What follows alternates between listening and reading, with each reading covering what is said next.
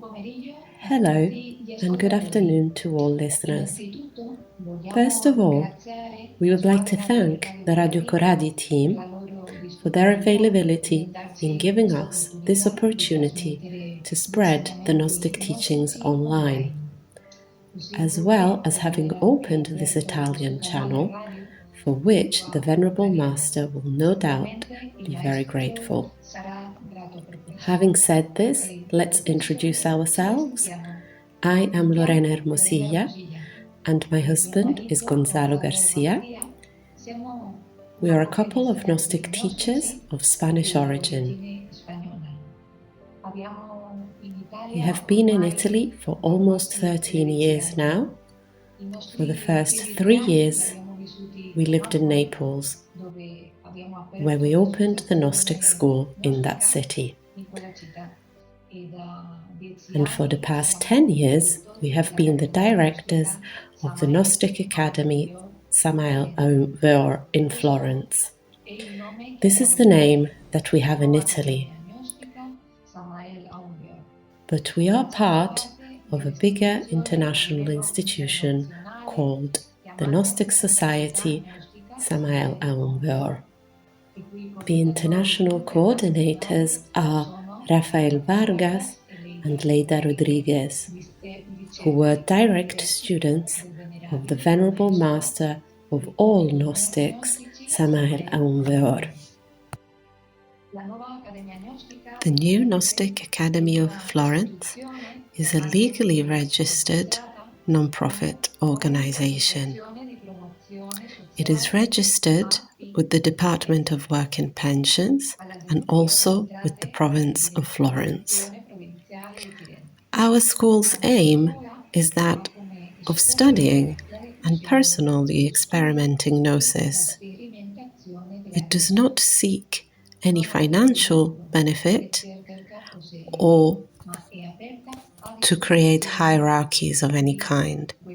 It is open to anybody who would like to take advantage of the anthropological science of man, of civilizations, and of himself. His method is introspection, and his means are the consciousness and the being. We inspire ourselves to the anthropological studies that compare traditions of the past together with the more modern research in the fields of Gnostic anthropology. We also practice meditation and other disciplines that are relative to the inner work and promote the awakening of man, the activity of his consciousness, inner growth, psychophysical balance, alchemical, kabbalistical practices, etc. If you would like to take a look at our Florence blog, please visit www.nosifirenze.blogspot.com. Here you will be able to find our contact information, the program of Gnosis, how to reach the school, and a lot of other useful information. And for those who wish to listen to old conferences on YouTube, you can simply type into YouTube Gnostic Academy Florence or Gnostic Academy Gonzalo Garcia, and you will find our channel. As Gnostics, we have over 30 years of personal experience and also in guiding many groups in different cities of Spain and Italy. Also directing spiritual retreats in many other countries around the world and leading international conferences. We hope that all these years of experience will benefit those who come to our activities. They are the fruit of cooperation with many brothers and sisters, as well as teachers, and we especially thank the Venerable Master Samael Aun Weor. Once a year, we hold a meeting open to the public in one of the halls in Florence, and here we present our program, which is comprised of 33 meetings with weekly attendance. Each session is divided into two parts. The first part is informative as to why and how do an inner work on oneself, and the second part is more practical, with the aim of building a relationship with your very own inner being. In the beginning, this practice consists mainly of meditation, but in time, also other practices and disciplines are taught that help with the awakening of consciousness and the connection to one's being. The advice that we give to those who are interested is to try it out without having to make a commitment. It's obvious that it is impossible to explain in such few words what it is to have a personal and intimate experience with one being. Each person needs to try for themselves and see if they find what it is that helps them, and to truly find their own path. It is for this that we offer everybody 3 lessons free of charge, so that they can truly evaluate their motivation and interest in the topics offered. If he or she would later like to continue, then we ask for a monthly contribution of €35. Like every year, we hope to deliver this presentation of our new course in the month of October, with a date to be confirmed, though it will probably be a Saturday afternoon in the Leopoldini Hall in Piazza Tasso of Florence. After this initial presentation, the actual course will begin the following Tuesday at our school in Via Baccio da Montelupo in Florence, with weekly attendance every Tuesday evening from 8:30 p.m. to 11, where we will go through the program that you can also see on our website. Okay, what is Gnosis? Gnosis is the synthesis of universal wisdom that has manifested through different time periods and places. When the key to self-knowledge is lost, or when confusion arises due to all the different contradicting theories, this is when Gnosis appears, each time under a different name. It is impossible to establish where and when Gnosis was born, because its fundamental principles are found at the origin of all spiritual traditions of both the East and the West. With the passing of time, unfortunately, these give rise to different interests, and the original mystical principles are lost. Although experts say that at the dawn of Christianism, there was a classical gnosis, meant as a syncretism of other traditions, such as the Egyptian, the Hebrew, the Eastern, and the Greek, which developed in the Middle East before and after the coming of the Christ. This gnosis first flourished in Alexandria in Egypt, and then it continued to expand into Christianity of the first centuries, until almost disappearing in the 4th century, once Christianism began the state religion. The word gnosis comes from the Greek, and it means knowledge, not intended in an intellectual way, but in the sense of a direct and intimate knowledge that comes from a revelation that generates from the contact between our consciousness and our being. I will finish by informing everyone that it is possible to ask questions. For those who are listening to this live conference and wish to ask questions on today's topic, if you look at the page on the radio that you are connected to, you can click on the icon either on the bottom right-hand corner or in the top left-hand corner on top of the image.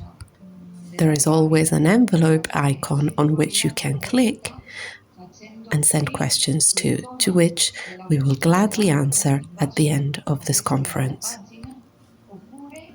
Okay, I will now hand the floor over to my husband, Gonzalo Garcia, who will talk about the important and practical subject of the daily practice of the Gnostic. I hope everyone enjoys the talk. Thank you. Hello and good afternoon to all listeners on my behalf as well. Following my wife's introduction, we can begin with this talk. There are actually many interesting Gnostic topics that one could present on an online talk on a Gnostic radio. However, honestly, what we felt at this very moment is that the most important thing for everyone is to talk about the practice, about the Gnostic practice.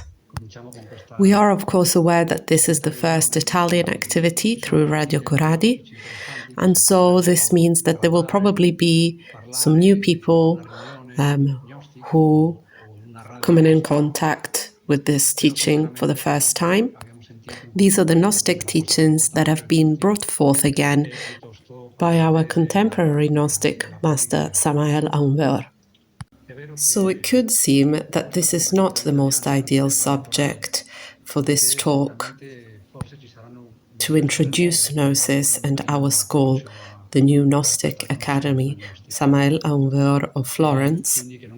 However, we do believe that most listeners will be already existent Gnostic students, because we don't believe the advert for this first activity has gotten round much yet.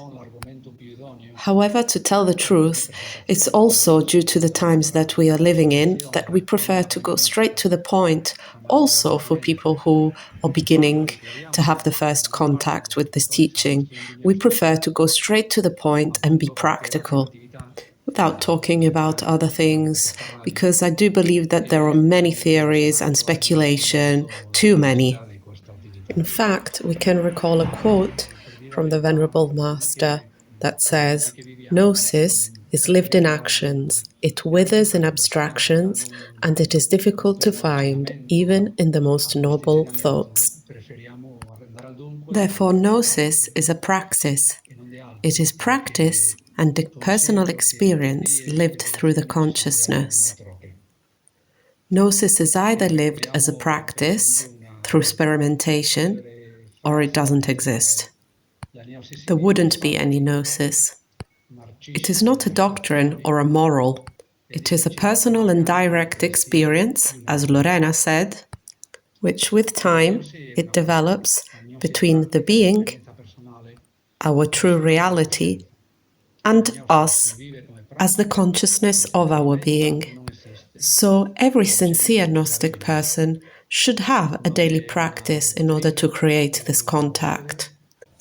A daily practice for our Gnostic inner work is essential in order for us to accomplish our cosmic duty in relation to both humanity and our own inner being. Just as each one of us in our daily lives takes care of our physical work and our families, rightly so, and our day is divided into 3 meals, the intelligent Gnostic should also follow this same continuity and intensity in his inner daily work. We shouldn't skip a practice as we don't skip a meal, because the practice is the inner food, and an intelligent Gnostic feeds his soul every day and doesn't simply live as a personality. I have grouped the different Gnostic practices into 3 exercises that obviously include the 3 pillars of eternal Gnosis that today we know as the 3 factors for the revolution of the consciousness. And I have also grouped the practices into three blocks that I will soon start to explain. But first of all, I wanted to clarify that these practices contain the three factors. They are a way of practicing the three factors. For those who are first-time listeners to Gnosis, I'm going to make a brief presentation. Perhaps it could be a very interesting topic for a future talk on the three pillars for the revolution of the consciousness, for the awakening of the consciousness. I would like to begin by showing that it isn't something that we've invented, or it isn't something that anyone has invented, but it's something that is part of the eternal Gnostic Hermetic tradition of the words of the great Master Jesus, as it appears in the canonical Gospels of Luke, Matthew. They are words that he directs to his disciples, and that will sound familiar to many. Many will remember these words, even though they may not have understood the Hermetic true meaning of them. Then Jesus said to his disciples, "If anyone desires to come after me, let him deny himself and take up his cross and follow me." Through these words, Jesus is imparting exactly what I said about the three factors, about the three pillars of the inner work that are necessary for a transformation and for a union with our very own divine being. When Jesus says, "Those who want to follow me, who want to follow a white road, a true road to the awakening, must first deny oneself." Well, in contemporary Gnosis, this is what we call the psychological death. The Mayans called this the flourishing work, because it is a work done with love, through the search of contact with one's own being and one's own divine mother. In the second aspect, Jesus says one should take up his cross. This has to do with an aspect of the alchemical birth, with the sexual energy. This is something that I'm going to touch on later. And lastly, he says, "And follow me." This means to do whatever one is able to do through his own circumstances, according to his possibilities. And this is what I have done. I have helped humanity in a disinterested way, through pure love. As I've said, this could be a whole topic for another talk.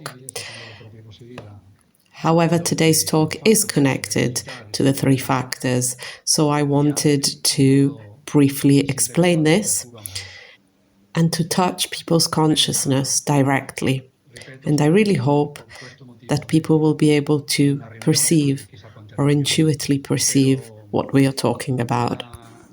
The psychological death, or denying oneself, we can define this as the transformation of the subconsciousness into consciousness, or rather, the elimination of the subconscious, of the inferior inner darkness, a darkness that has held our light captive and our consciousness captive. So we need to eliminate ignorance in order to free the consciousness, the truth that is hidden inside of us. The second pillar is called the sexual birth. Just like for everything else, creation can only happen as a result, as a consequence of the sexual energy. A second birth is necessary. These are yet again the words of Jesus. We must live a second birth.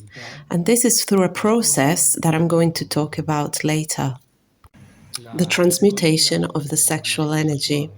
This is an essential process in order to incarnate that light that will come forth from the subconscious. It is one thing to liberate the light from the subconscious, from the I, from the ego, and another to create the internal bodies that will be responsible for hosting that light, so that the soul and the consciousness can incarnate within us. And the third factor or principle, which Jesus calls "follow me," Here, he's trying to invite us to serve others, which is what he did.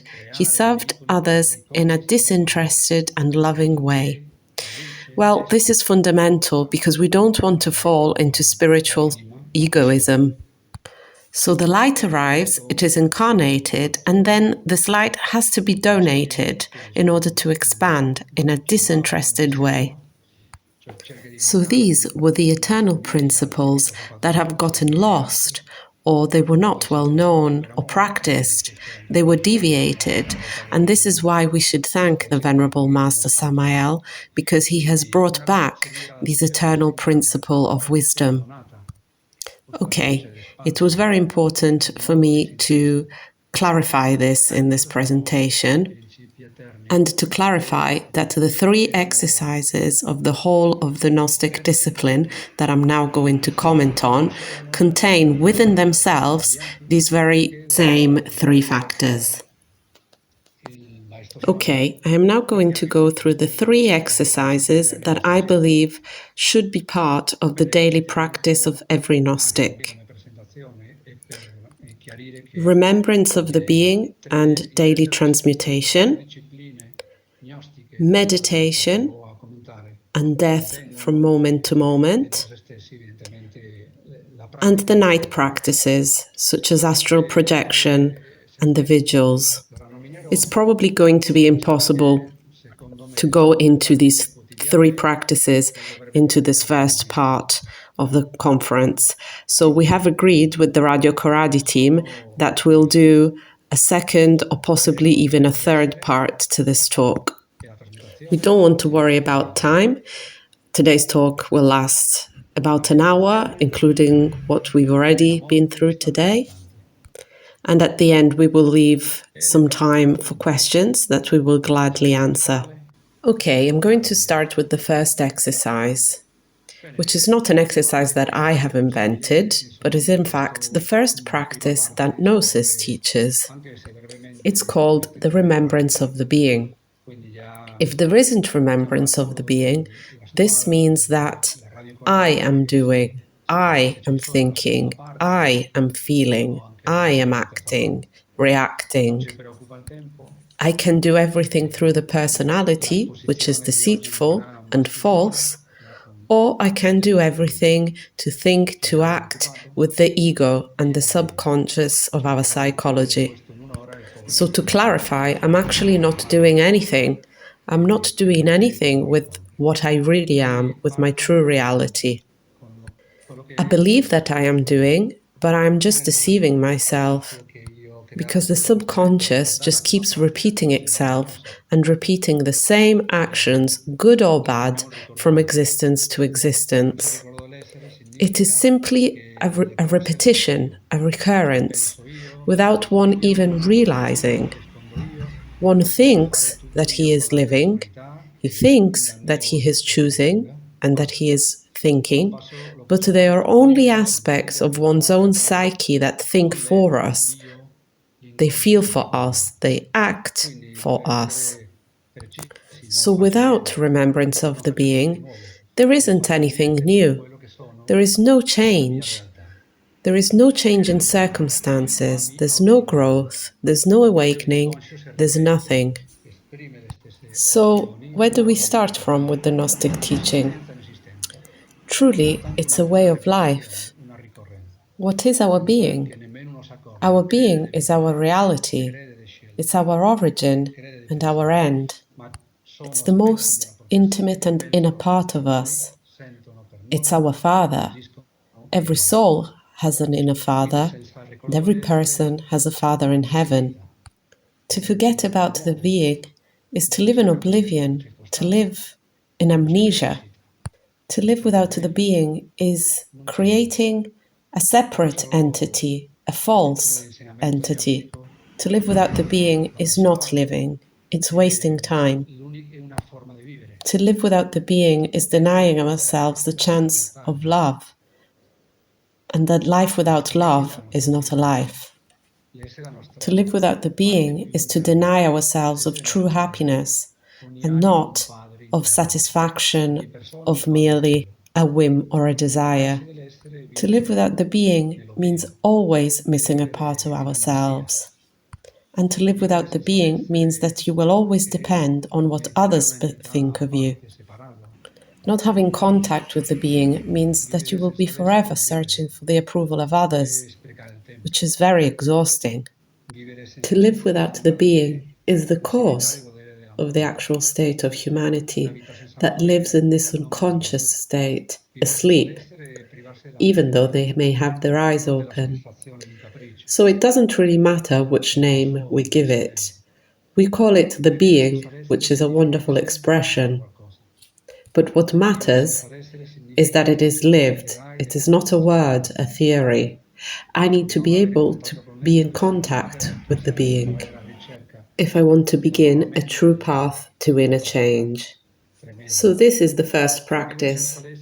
It was important to clarify this for who is not familiar with this topic, and it's important to clarify what the being is.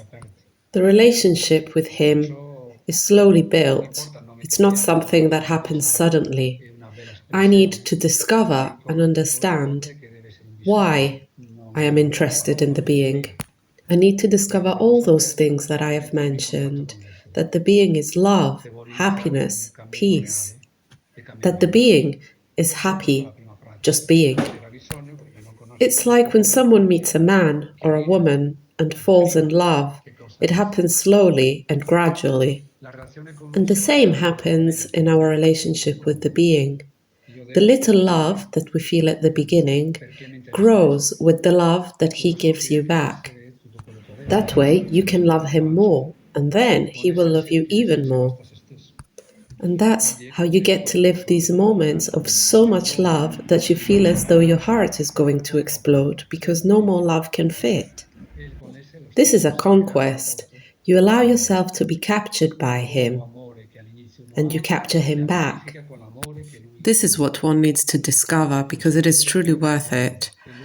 But he must get tired of many things, such as living a mechanical life, not being able to resolve personal conflicts with people, and to realize that everything we need is within us. Of course, in the next exercise, psychological death, we can talk about the obstacle because I'm not saying this is easy. We need to talk about those many barriers and obstacles that we have created in relation with him. He is very close to us. It is us who have created many walls that make it now difficult and gradual to be in touch with him. I don't believe in those schools that believe this relationship to be so easy without applying these three principles that are not ours. I mentioned Jesus, but really I could have mentioned these three teachings by any of the masters of humanity. I don't believe that without these three principles you can create a contact with the being.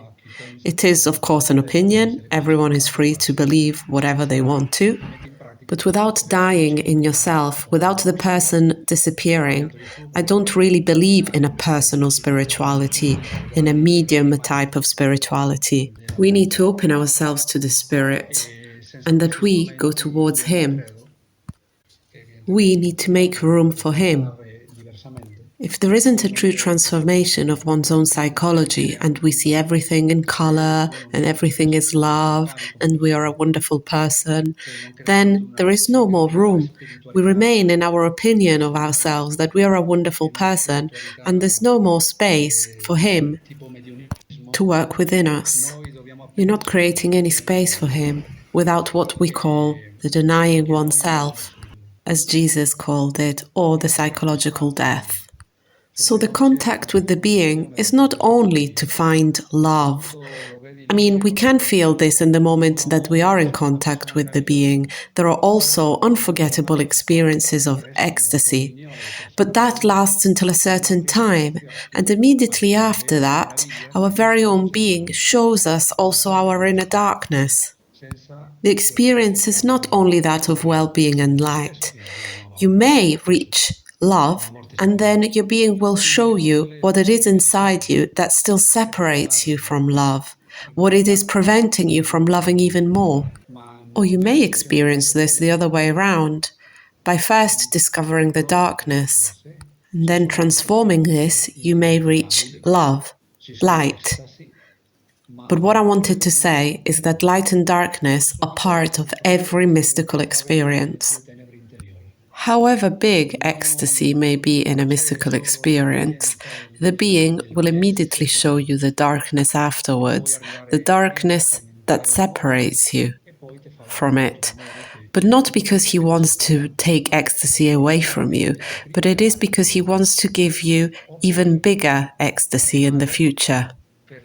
So first, he captures you with that love, with that experience, but then he shows you what it is that still creates barriers with him. So that through your own inner work, you can remove these, you can eliminate these barriers in your unconscious. And so that by doing so, in future, you may have even bigger ecstasy, mystical experiences. So the remembrance of the being must always be accompanied by repentance, by a self-criticism. It is a type of light that doesn't just show you angels playing the harp and wonderful colors. It is a light that, yes, shows you the angels and the inner angel that is your being, but it also shows you your own infernal regions. Because as I have said, this experience will allow you to prolong the next experience and your experience of light. Okay, let's talk about practice. How do I remember the being?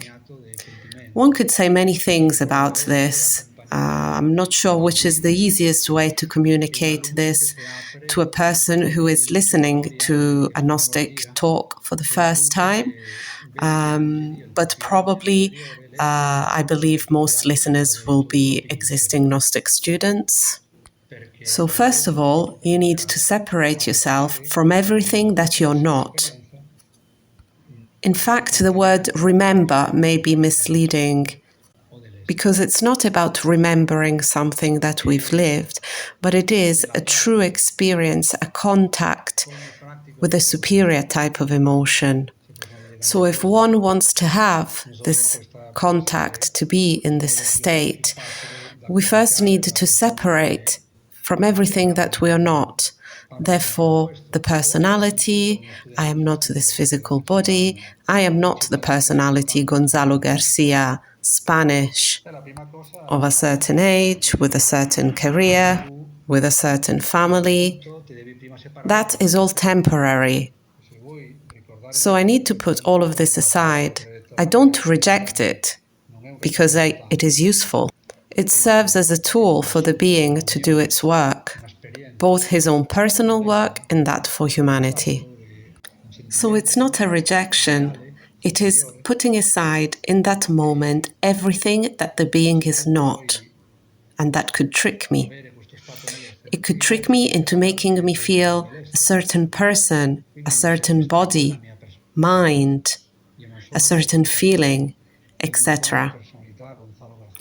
But because these are tools, vehicles of expression that the subconscious uses and manipulates, I cannot trust them. So what I need to do in that moment is to separate myself from them, to leave space for the consciousness. And only then I will be able to discern whether that thought was a subconscious thought or whether it was the consciousness itself. I can discern whether that feeling was a false feeling, a selfish, exclusive feeling, or whether it was a universal feeling of the being, of love, and so forth. So the first thing to do is that of detachment from mind, personality, ourselves. It may be that at the beginning, as it is for everyone, I do have to think that I am a being. But the error would be to remain in that thought, for it to remain a thought which can easily trick us. The mind lies, therefore I cannot trust it.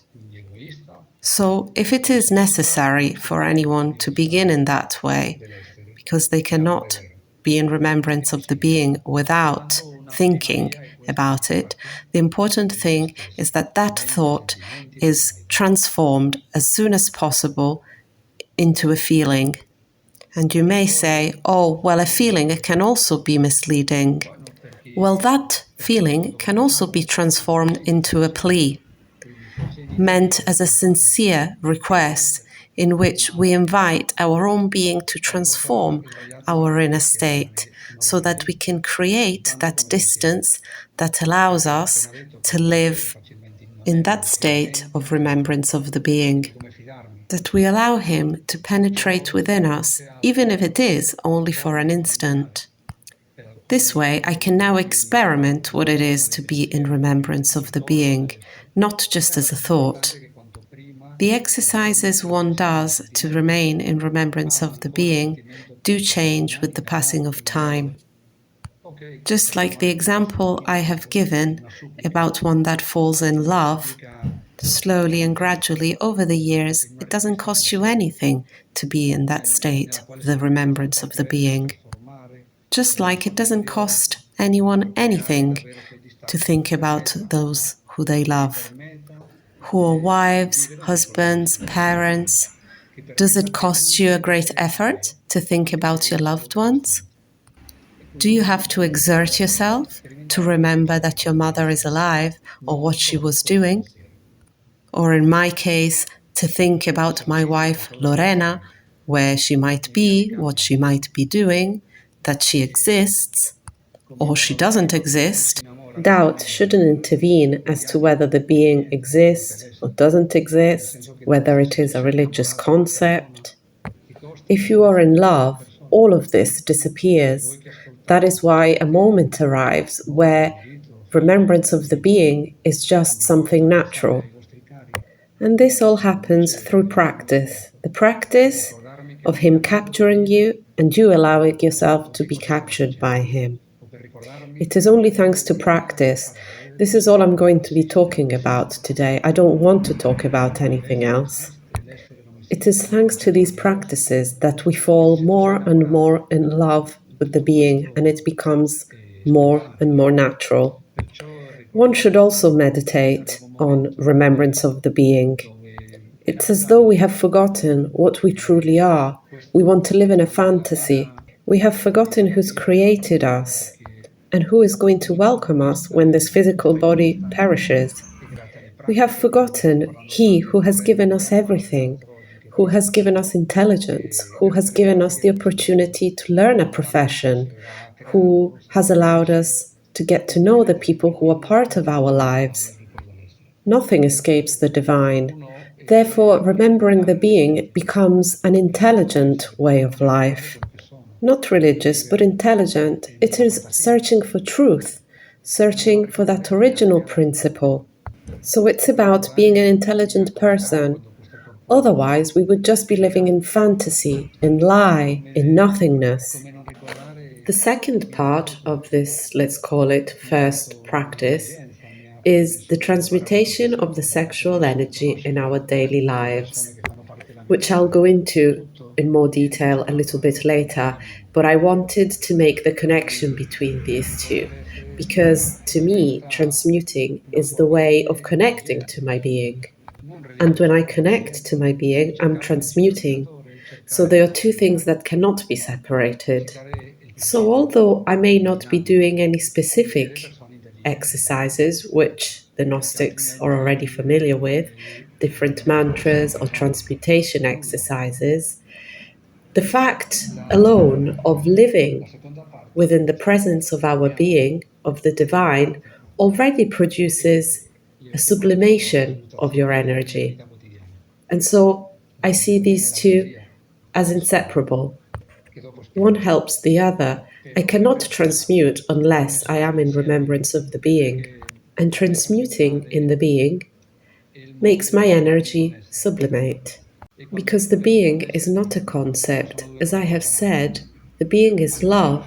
So when I speak about constant transmutation or transmutation in daily life, I'm not talking just about carrying out this principle of the fundamental work, that I will go on to explaining. I'll explain why transmutation of the energy is important, but it is also that by transmuting, I am connecting to my being. That energy is his. If in some way he, she comes to me and offer themselves to me in the form of that sexual energy, then all I need to do is to be in contact, to enter in contact with that energy, to use it and address it well, inwards and upwards. In that way, I can be in touch with the being, so that I can relate to the being, to maintain and amplify the remembrance of the being. They're two inseparable things, and that's why I wanted to put them together. What else does remembrance of the being mean? It means not to think. Allow the being to be present in your mind. The mind is a container. It is a wonderful tool if you know how to use it, or it can be your biggest torment if it uses you.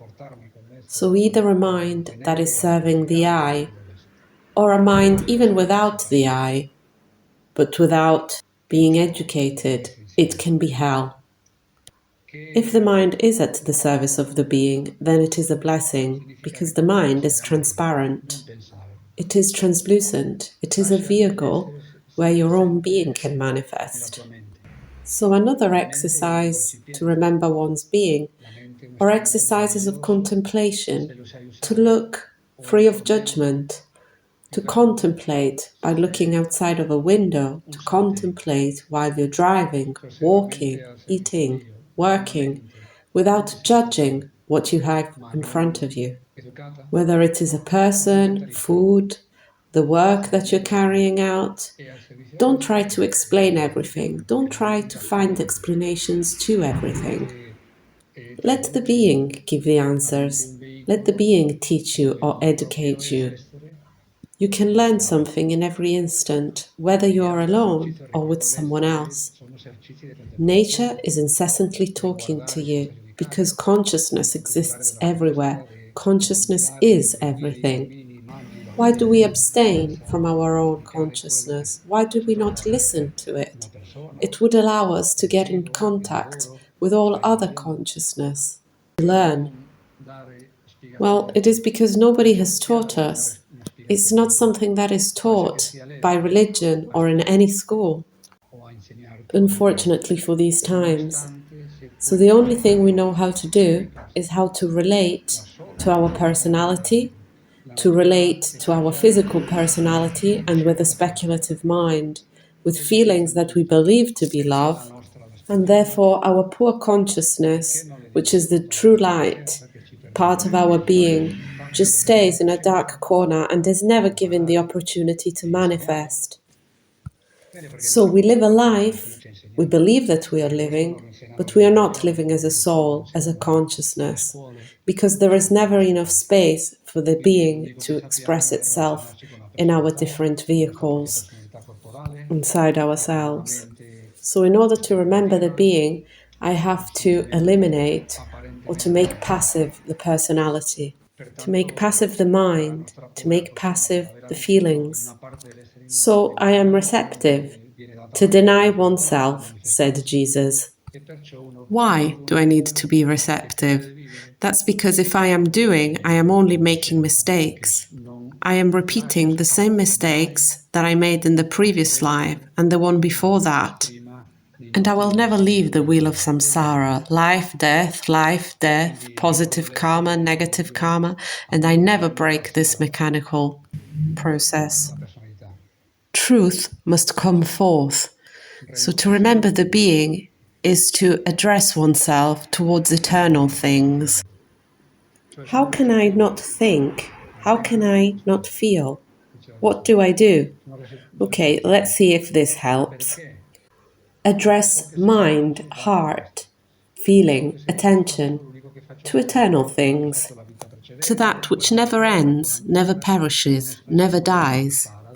Direct your attention and maintain your heart in eternal things, and by doing so, eternity will slowly penetrate within you.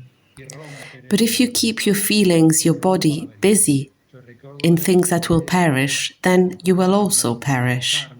If you feed yourself with time, then you will remain within time. Time passes, it gets lost. See, this second is already past, and you will disappear together with time. If you want to be within your being, if you want to remember your being, then that means to remain centered and to be present. Yes, you will eventually lose the physical body, as we will all have to die. However, if you have cultivated this state, then nothing will change for you when you will leave the physical body. And you will continue to be present in the being, in eternity. If you focus your mind, your heart, your sexual energy towards eternity, then it will continue to be so. Whether you have a physical body or you don't, etc., etc. Anche tu rimani nel tempo. Il tempo passa, il tempo si perde, e questo secondo è già passato. So this is another way. We do need practice and commitment, but is there anything better that we should be doing? So it's a wonderful commitment. Yes, it's tiring because it is a fight against oneself, but it is something that it is worth living for. Because it is what allows you to live. It is what allows you to walk towards your own freedom. Because self-realization is possible, but there is more to be done than to simply take care of one's life. This is the true way, and we don't want to lose it because we would just fall into unconsciousness. So I've never really cared so much about all the obstacles and the difficulties. Of course, I suffer for the existence of the I and the resistances, just as everyone else. But if anything, they have served as a way of motivating me to strengthen, to intensify that search for my own being. So I keep going forth. I don't back away. And quite the opposite, it helps me to see how evil the I is. So the more I see this, the more I actually search for the being in order not to remain in the hands of that ugly evil in consciousness. Okay, I think that is all for the first part. If I think of anything else, I will share this later on. Okay, now moving on to the second exercise, which is still connected to the first exercise, and that is transmutation of the energy in the daily life. Why is the sexual energy sacred? Well, to answer that, I'm not quite sure how long you've got. We could be here for hours, but we don't have that long. We only have about 10 minutes in order to also leave some time for any questions. Okay, let's try and explain it this way. As Chinese medicine tells us, ancient Chinese medicine or Taoism, the final result of our organism, of everything that we eat, think, breathe, comes to transform itself through different digestive processes, biological processes, and everything synthesizes itself in what we call the sexual energy. So this, in itself, should already be enough to understand how sacred this is. It is everything that I receive, such as physical food through the body, psychic food through the chakras, spiritual food through the mind, food through the prana of the air. So it is everything that surrounds us, everything that penetrates us, many of which we are conscious, but most of which we are unconscious. If everything that I receive as a gift from the universe comes to synthesize as the sexual energy, then we know the universe is sacred, it is divine. So if you know how to address this energy well, you can create a universe within yourself.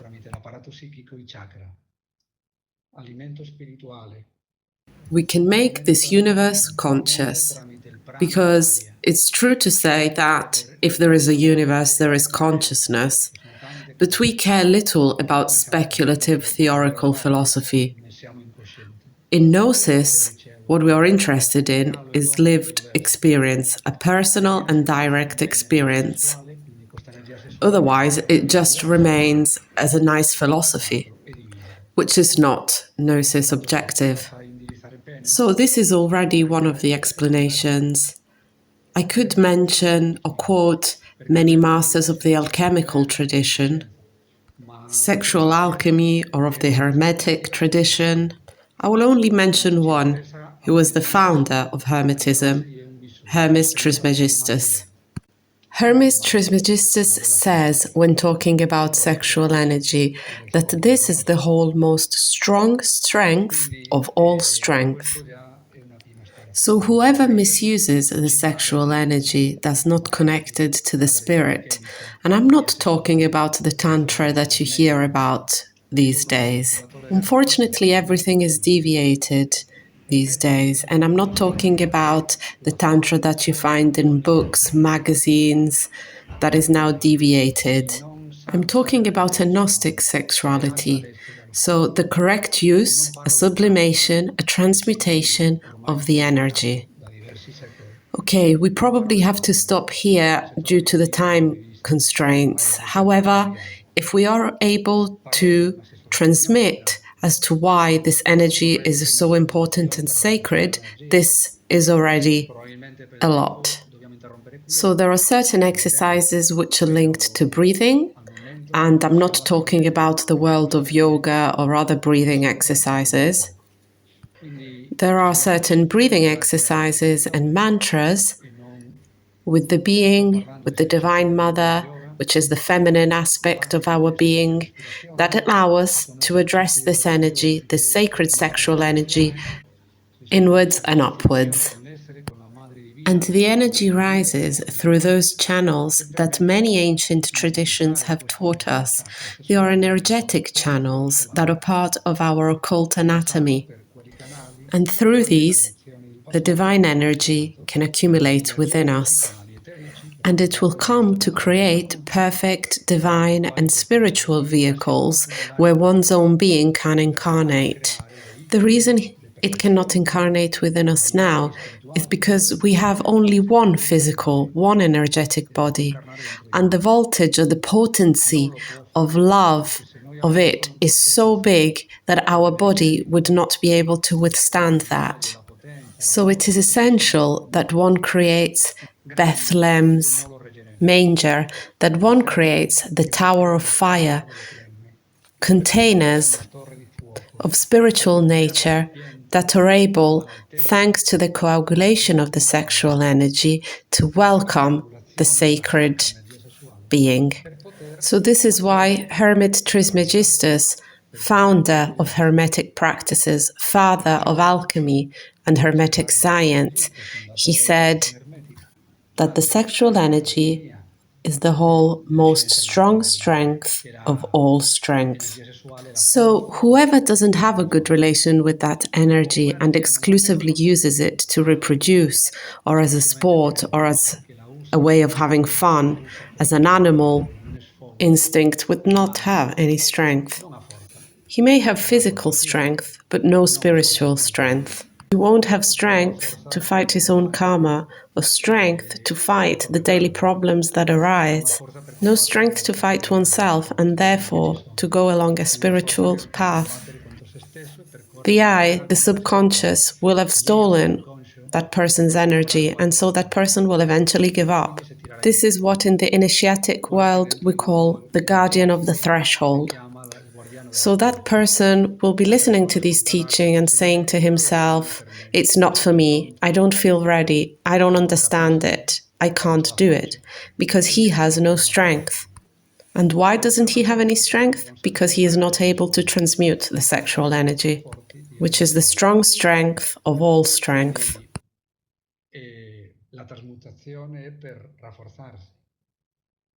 So, transmutation to strengthen oneself, transmutation of the sexual energy to feed oneself.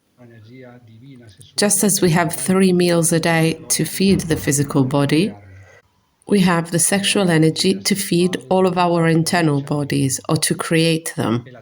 And we have the divine sexual energy in order to unite ourselves with the divine. I say transmutation as a daily practice because a Gnostic could think that I practice transmutation 5 minutes and then later, when I do a meditation practice, another 5 minutes. And well, the Venerable Master Samael said that we needed an hour and a half. And many have interpreted this as a goal, as an objective.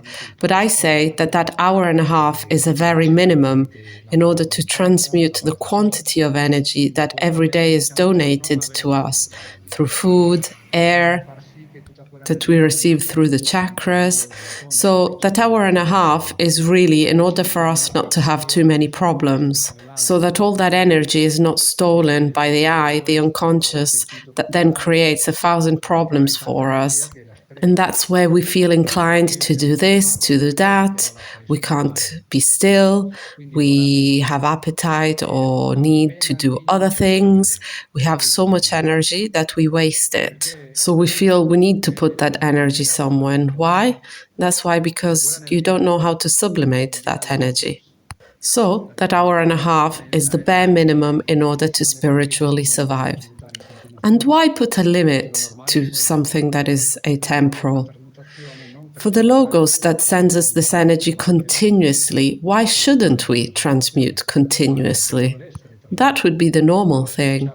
So as a transmutation, we don't necessarily mean to do Hamsa continuously, which is a mantra that we use for transmutation, but simply being in remembrance of the being is a transmutation itself. It links transmutation to the breath. So why don't you breathe and transmute and breathe at the same time? This is possible with practice and the different years of practice. Of course, one will start with 5 minutes, then 10 minutes, then he will be able to reach 5 hours of transmutation, and so forth. Being able to transmute the energy is a gift, and this is the message that I would like to pass on to you all. It's a shame to waste it. Practice it only when we remember. It's a godsend. It's as though food is being sent from the heavens and you only take a little piece because you believe that's enough. What a shame. Take it all, take as much as you can, not because of spiritual ambition, but because that will allow you to live in the being always more and to allow you to connect to him always faster. The more food I receive from the divine, the more I will be able to walk the path of the divine. So I wanted to close with this, that the transmutation is not only fundamental as part of the mystical and eternal Gnostic tradition, but also the particularity of being able to do it more and more until the point where it becomes something natural, instinctive, that you associate without the need for a mantra to your breath. So the transmutation to remember the being, or the remembrance of the being that helps you to transmute. Okay, I'm very pleased that at least one of the 3 exercises we were able to explain it and go into in quite a lot of detail. There are another 2 that we will have to leave for the following talks. I will just quickly go over them again, just in case there are any questions about them. We have already discussed this with Radio Koradi, but I just wanted to mention again that the second exercise for me is the meditation and death from instant to instant. Meditation as a more passive practice and death from instant to instant as a constant practice, as a daily practice. And then, of course, we'll also look at the nighttime practices, because nighttime is not only designed for us to sleep. Of course, the physical body can sleep, but the consciousness shouldn't be sleeping. So we're going to talk about astral projection, astral practices, and about nighttime vigils. So this again will be in the following talk. It's been a pleasure for me. And we'll be back in a few moments to check whether you have any questions for us. Okay, dear listeners, we're going to have a 15-minute pause. We will play some music in the meantime to have time to look at any questions that you have sent us. You are still able to send us some questions regarding today's talk by clicking on the envelope icon in the top left-hand corner of the page on top of the image, or in the bottom right-hand corner again on the envelope icon. We will be back in 15 minutes and will gladly answer all of your questions. Thank you.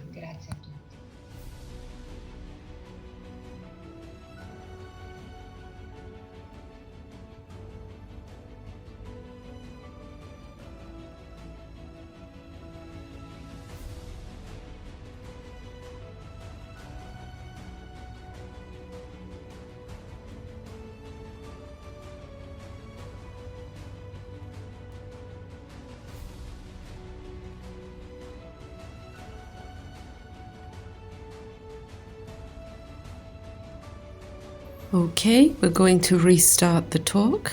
We have seen that there is one question that I'm going to read. Okay, so Cynthia asks us, we are a couple. Thank you so much for the precious service that you're giving us. We have very recently discovered Radio Koradi and we have been following today's program. And we would like to know which are the sexual transmutation exercises that Gonzalo is referring to. Thank you so much for your precious response. So I'm going to allow Gonzalo to answer. Okay, hello to Cynthia and her partner. Well, in fact, due to time constraints, we were not able to go into this any deeper. So we have actually just briefly presented the topic of transmutation. And I would like to thank for the question, which will also give me the opportunity to go into it into more depth, especially since this is the only question for today. Okay, I would like to clarify that transmutation can happen both for single people and for couples, because everybody has got their very own sexual energy. So when we're talking about transmutation, if one does not have a stable couple, then transmutes on its own. But then, obviously, if somebody has a stable couple, then it will be a different type of work, and transmutation will happen during the couple's sexual union. Okay, to summarize, I'm going to quote another important master whose name was Saint Augustine. That, funnily enough, is recognized within the church, but in fact, he was a Gnostic. The man, Augustine, moved to Milan, where he met Saint Ambrose, who was a Gnostic. He was one of the first Christian Gnostics, and Augustine was astonished by his knowledge. And that's how Augustine also becomes a Gnostic. And in one of his works, Saint Augustine synthesizes very well what is the transmutation practice within a couple. Saint Augustine says that the sexual union should be a prayer. So, as we explain to our students, the sexual union is not sex as we understand it, and it's not even a relation about feelings. Of course, there is all of that, it's inevitable. Two bodies unite, two people that love each other. But in reality, it is a relation between two souls, between two beings. And it's not only between them two, it is especially a relationship with ourselves, with our own being, with our own Divine Mother. So we can say that human love, a couple's love, serves as a springboard in order for us to search the contact with the true divine love, so with our very own Divine Mother and our being. So all transmutation exercises, whether alone or as a couple, they are trying to lift, to rise our sexual energy. I'm not sure whether Cynthia and her partner who are listening or familiar with acute anatomy, or they will have heard that we have these inner energetic channels, such as Ida, Pingala, Sushumna, or Brahmanadi. So these are channels through which the energy can rise, not only exit, but it can rise. So all transmutation exercises consists of breathing exercises, mantralization exercises, prayer, the state of remembrance of the being, which I've spoken about today, or if one prefers, of his own divine mother, so that the energy is directed inwards and upwards towards this inner part of ourselves, so that this Mercury, and it is called Mercury as a symbol of alchemy, because Mercury is a very particular type of metal. Because if it is a solid, it is very visible, it is a metal. Whereas if it is heated with the love of the being, this solid evaporates and it becomes a gas. So it's a curious type of metal, and it's similar to the consistency of our sexual energy. So what we do is we heat this metal, this substance, with the human love and then the divine love, and then I raise these seminal vapors in order for them to pass from body to body, or to create the internal bodies, or to feed them, just as I do with all the inner parts of our internal being. Well, it is impossible in 5 minutes to summarize all of this, which is the science of alchemy. But what we do is to invite listeners to participate at a Gnostic school, either where you live or to find one near you, because this is a topic that requires many explanations. We are talking about laws. There are many laws regarding the principles of Hermetism which are necessary to be put into practice and have a correct relationship with one's own being and one's own sexuality. In the end, one should be able to see his or her own reflection in the other. So, as the Oriental tradition puts it, a wife should be able to see Shiva in her spouse, and a husband should be able to see Shakti in his wife, or the Kundalini. So, as I've said, that human love should really be seen and treated as a bridge to one's own Shiva and Shakti, one's own being and Divine Mother. This is to simplify everything, but as I've said, it is a sacred practice, and without even contemplating a relationship with one's own being and in a death, then the sexual union, there's no point in even talking about it. It would be like talking about the Tantra of today, which is a disconnected practice from oneself. It doesn't make any sense, because sexuality, above all, is the research of the contact with one's own being. It is first of all necessary to create a path, a union with one's own being through other disciplines. Otherwise, one would not be able to go straight into the sexuality. It wouldn't make any sense, and not only it wouldn't make any sense, but it would also be harmful. It would have a negative outcome, because one wouldn't know how to use that strong strength of all strength in the right direction, and it would only serve to feed one's own ego, one's own personality. And therefore, it's important to know many things before descending into the practical work, and especially as a couple, as a sacred couple, in that sacred union. Also, when one practices transmutation as a single person, that contact with the being is just as important. But all of this has to be explained in a school. We have agreed with Radio Koradi that if listeners would like our email, they are free to email us, so that they can ask us for further explanations, or we can invite you to attend a certain school near your cities. We are in Florence, and our school is called the New Gnostic Academy. You can find on the internet all the different cities where we are located in Italy. And anyhow, we are always available to help in any way that we can. Okay, it has been a pleasure for us, and we would like to thank first of all the Radio Koradi team, Elio and his wife, and of course the rest of the team who we have known for many years. We have already done several activities in Spanish. But we are very thankful for having given us the opportunity to also present this in Italian. We are very happy for the Italian people, and we hope that through this channel, this teaching, which is unique, can also reach Italian language speakers. This is the teaching of the Venerable Master Samael Aun Weor, and we are very happy that this has been made possible. So we thank Radio Koradi and all listeners, and we hope to be with you soon. Thank you.